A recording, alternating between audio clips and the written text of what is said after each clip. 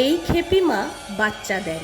হ্যাঁ, ঠিকই শুনছেন বন্ধুরা, এই খেপি মা বাচ্চা দেন।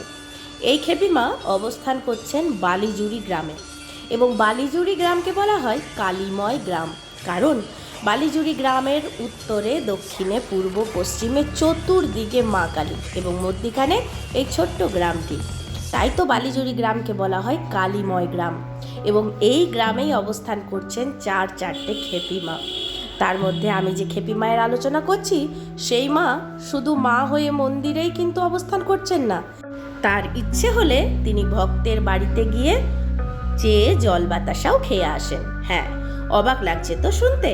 এমনই ঘটনা বলেছেন এই বালিজুড়ি গ্রামের বাসিন্দারা। নমস্কার বন্ধুরা, মিস্টেরিয়াস হিন্দু চ্যানেলে আপনাদের সকলকে আবারও জানাই স্বাগত। আশা করছি সকলে ভালো আছেন এবং মায়ের কৃপায় আমরাও ভালো আছি। আজকে আলোচনা করব বালিজুড়ি গ্রামের খেপি মায়ের কিছু অলৌকিক কথা।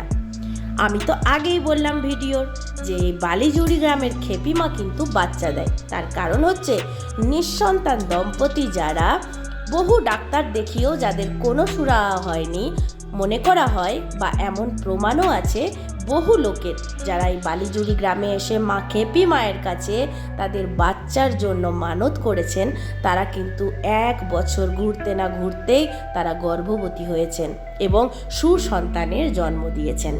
হ্যাঁ, তাই তো বলা হয় যে এই খেপি মা বাচ্চা দেন। আরও একটা কথা, এই মা কিন্তু নিজের ইচ্ছা হলে দিনে রাত্রে যখন তখন নিজের ভক্তের বাড়িতে লাল পাড় সাদা শাড়ি পরে ছদ্মবেশে গিয়ে জল বাতাসা চেয়ে আসেন এবং খেয়ে আসেন। কি বড়ই না সৌভাগ্যবান সেই সমস্ত ঘরবাড়ি, তাই না, যেখানে মা নিজে গিয়ে জল বাতাসা খেয়ে আসেন। এবং পরবর্তীকালে দেখা যায় যে বাচ্চাটি খেয়ে গেল, কিছুক্ষণের মধ্যে সে মিলিয়ে গেল, তাকে আর খুঁজে পাওয়া গেল না এবং সেই বাচ্চাটিকে গ্রামে কোনো দিন দেখা যায়নি। তখনই তারা এই সিদ্ধান্তে উপনীত হন যে এ আর কেউ নন, এ হচ্ছে আমাদের খেপি মা। এছাড়া এক অলৌকিক ঘটনা বলে রাখি আপনাদের। একবার এক ভক্ত বহু গভীর রাতে মায়ের কাছে এসেছিলেন মায়ের মন্দিরে। তখন নিত্য নিয়ম অনুযায়ী মাকে সন্ধ্যা আরতির পর শয়ন দিয়ে দেওয়া হয়েছিল।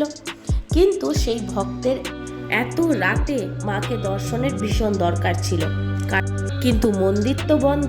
তখন বাজে রাত 2:30। ভাবতে পারছেন, রাত 2:30 এক ভক্ত মায়ের দর্শনে এসেছেন। এবং করুণাময়ী মা কিন্তু চুপচাপ থাকেননি।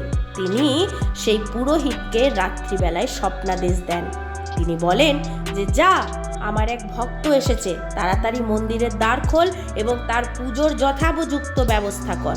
পুরোহিত ভয়ে চমকে উঠেছেন এবং উঠে বসে তিনি ভাবলেন, সত্যি একবার মন্দির থেকে ঘুরে আসি তো, মা স্বপ্নাদেশ দিলেন, তা তো সত্যিও হতে পারে।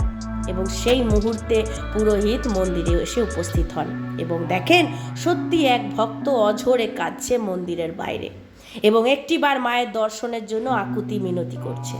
পুরোহিত তো এসে অবাক, তিনি দেখেন সত্যি তো মায়ের স্বপ্ন সত্যি। সেই মুহূর্তে তিনি মন্দিরের দ্বার খোলেন এবং পুরোহিত পুজোর জন্য যা যা ব্যবস্থা নেওয়ার সমস্ত ব্যবস্থা করেন। সেই রাত্রিবেলা ভক্তের পুজো দেওয়া হয় সমাপন এবং পুরোহিত তার স্বপ্নের কথা সেই ভক্তকে জানান। তারপর সেই ভক্ত যে আশা নিয়ে এত রাতে এসেছিলেন, সেই আশা করুণাময়ী খেপি মায়ের কৃপায় সম্পন্ন হয়।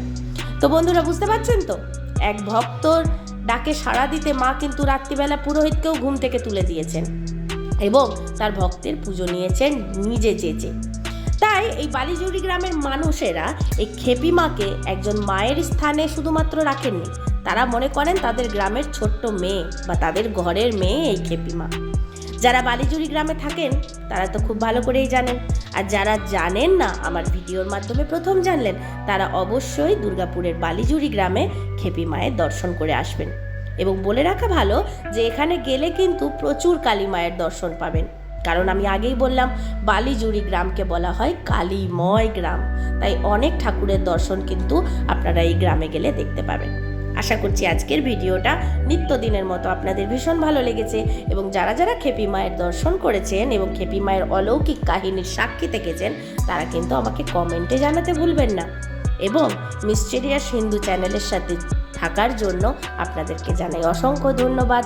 এবং আরও এরকম নতুন নতুন ভিডিও পেতে হলে অবশ্যই আমার চ্যানেলটাকে সাবস্ক্রাইব করে বেল আইকনটাকে প্রেস করে রাখবেন, যাতে কোনো ভিডিও পাবলিশ হতেই আপনি খুব সহজে আপনার ইউটিউবের নোটিফিকেশনে পেয়ে যান। এবং অবশ্যই শেয়ার করে সকল আত্মীয় স্বজন বন্ধু বান্ধবদের মধ্যে খেপি মায়ের অলৌকিক লীলা শেয়ার করে দেবেন। সকলে ভালো থাকবেন, সুস্থ থাকবেন, সকলকে ভালো রাখবেন এবং 2024 যাতে সকলের খুব ভালো কাটে, খুব সুস্থ থাকেন সকলে, মায়ের কাছে এই প্রার্থনা করব। আজ এখানেই বিদায় নিলাম বন্ধুরা। জয় মা তারা, জয় মা খেপি মা।